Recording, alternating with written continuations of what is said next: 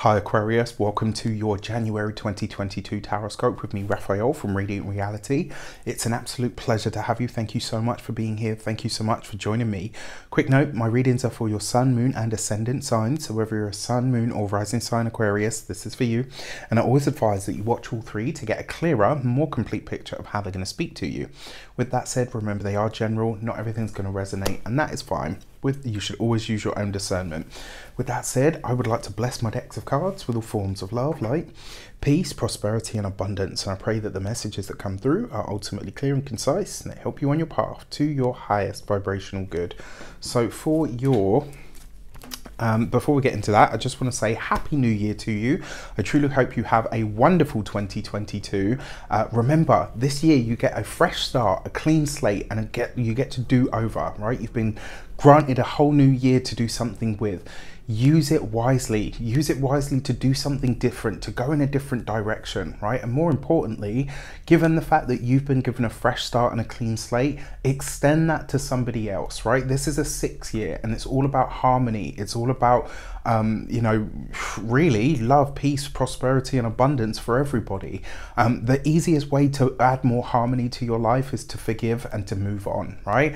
Doesn't mean you have to forget, doesn't mean that you leave yourself liable open to stuff, but this is a time, if you can extend an olive branch or you can bury a hatchet or let go of an old wound or hurt, this is the time to do so. All right, so for your actions and interactions with the world at large this month, you get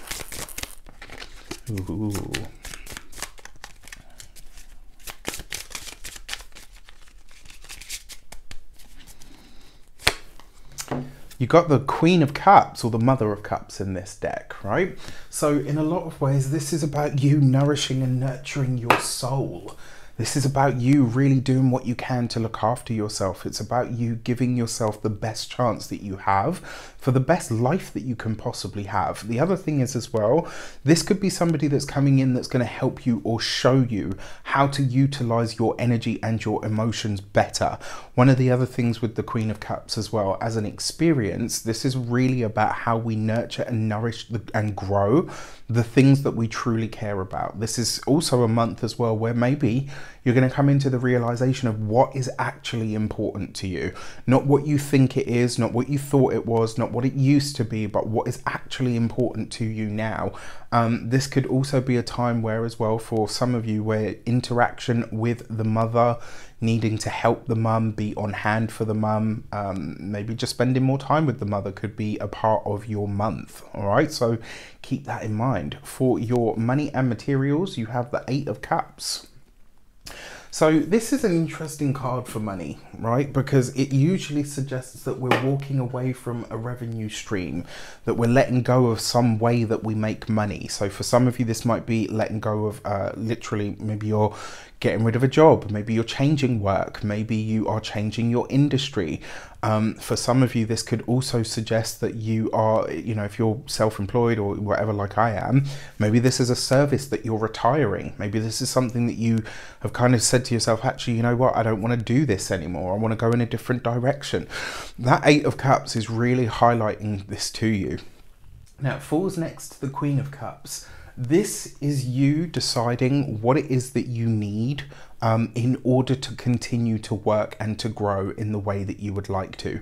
I think this is a really powerful moment of honesty where you're really starting to understand what you need at those deeper levels in order for things to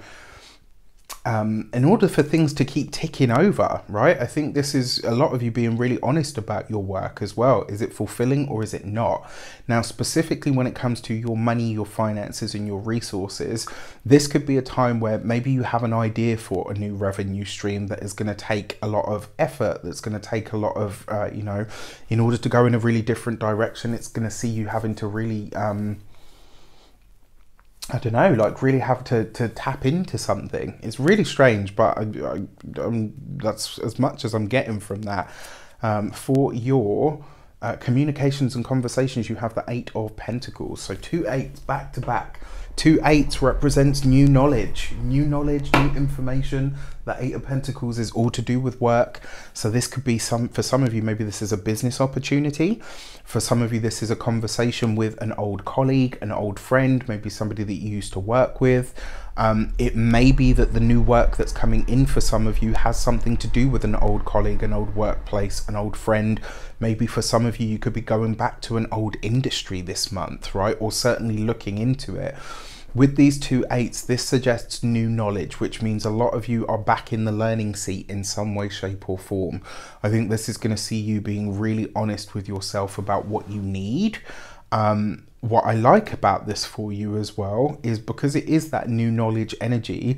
This is about you saying, if I have to go back to something, or if I have to go back to the beginning, or I have to be a novice at something in order to get to that level that I'd like to be, so be it. I think this is one of those moments where, you know, yes, Aquarius is very easygoing, happy-go-lucky, but they can, I'll say we can be quite proud, right? We don't like to be bad at things, and I think this could be a month where you actually say to yourself, do you know what, I don't care, I'm willing to start from the beginning, I'm willing to fall on my face a few times like a toddler learning something new, because this I actually feel like is not only worth, you know, the time, the effort, maybe even the money that I'm investing in it, but it is actually it's going to see me going to that next level.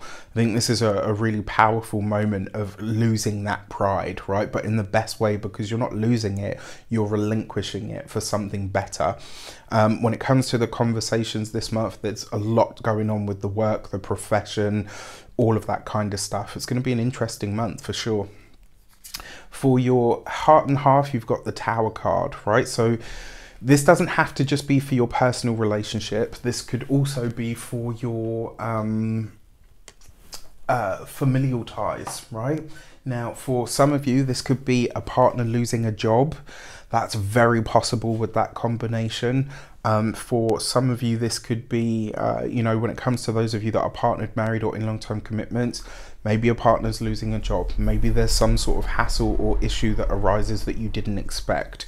It might even be for some of you as well that this, I almost want to say like this, because new knowledge, new information might be coming into the relationship, and now you're kind of like, okay, now that I know this, maybe you're seeing the relationship differently.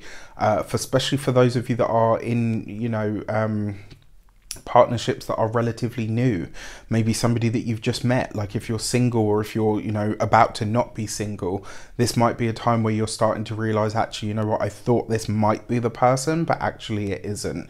And there's nothing wrong with that, right? As long as you're honest about it and upfront, you know, what more do you need?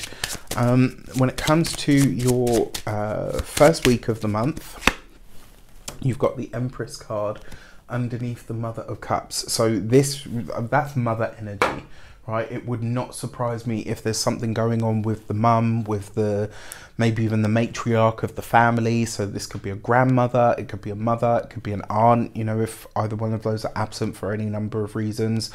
So there's definitely interaction with an important woman figure in the life. On a more sort of personal level, the Empress is really about pleasure and how comfortable you are with giving that to yourself in whatever form it takes. I think this is going to see you being really honest with yourself about where your needs are and are not being met. And it might make for some really interesting conversation for sure. For your second week of the month, you've got the Sun card, right? This is lovely, especially next to the Empress, because that represents the seasons of the year, which tells me that there's gonna, like, this tells me that right out of the gate, a new season of finances, a new season of work, and just a new season of your life is beginning. And not just because it's a new year, but there's something here that's coming full circle. I think this could be some sort of a windfall that shows up for you. Maybe some unexpected monies that finds its way to you that you hadn't anticipated coming into. You know, this could be anything from a lotto win to an inheritance, right? It's just a really, really interesting energy. When it comes to your third week of the month, you have the Temperance card underneath the 8 of Pentacles. There is going to be like, and this is the thing, Aquarius is quite good at adapting, you know, thinking on their feet. It may very well be that this month you have to. So whatever this new knowledge or new information is that's coming in, you're having to change directions really quickly in order to assimilate it, right? There's something about this that suggests that you're going to have to say, okay, what's the plan here? Like, do you know what I mean? Like, now that I know this, yes, it completely throws a spanner in the works, but, you know, I've got to do something.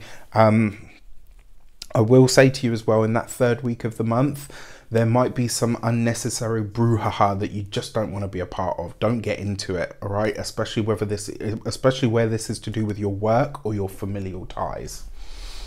And then finally, for your 4th week of the month, you've got the Magician card with the Tower. Yeah, there's definitely a profession change here for you or the partner.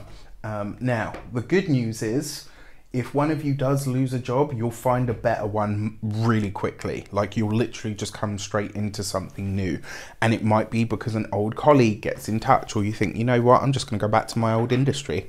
Done, right? There's definitely a change coming to the work here on that relationship sort of front. Now, for those of you that are single, you could be, because it's the Magician card, this could be somebody that is either really very well known in their field, maybe somebody that's a celebrity, maybe somebody that is very well known, you know, someone that's at the height of their game, really. Maybe it's somebody that's in a position of authority, you know, maybe somebody that's a police officer or a lawyer or a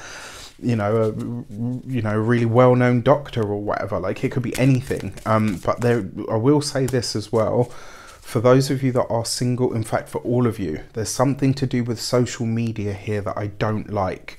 Be careful, right? Remember, whatever you put out on the internet, once it's out there, you know, there's no bringing it back, all right? Just be careful. When it comes to your 1st week of your new moon message, the Gate 35 and experience. I love this card because it always reminds us that in order to really experience something, we have to experience it, right? And it literally is that, like, have your own experience. Don't put something off just because somebody says to you, like, oh yeah, well, you know, I went there and I didn't have a good time, I don't think you'll like it.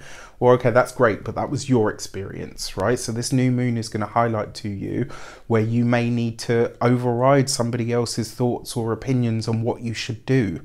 And I think that's a good thing, right? This is you choosing something for yourself and putting other people's opinions on what you should or shouldn't be doing to the side, right? Nothing wrong with that. For your full moon message, you've got the Gate 30 and holding. So that full moon in Cancer later towards the end of the month is going to highlight either a really amazing opportunity for you, Sun card, or it's going to bring something up. Excuse me. There's that Capri yawn. It's going to bring something up that you hadn't anticipated. And when it does, it's going to be a really great opportunity. You have to hold on to it, right? You've got to go for it with everything that you have. Just like the eagle, right? Once it latches onto the prey, it holds on for dear life, like, and it will not let go. This tells me that that full moon is going to put a spotlight on something that's supposed to be a part of your life, and only you can put that in, like, only you can hold that in place, all right? With that said, I wish you an abundance of all of that good stuff. Have a great month. Let me know in the comments how it shapes up. Just want to say as well, if you are celebrating this month, happy damn birthday to you. I truly hope you have a wonderful solar return. Remember to fill that day with a little bit of everything that you want this entire year ahead to have in it for you, all right? With that said, I wish you all of the best. Take care. Happy New Year, and I will see you soon.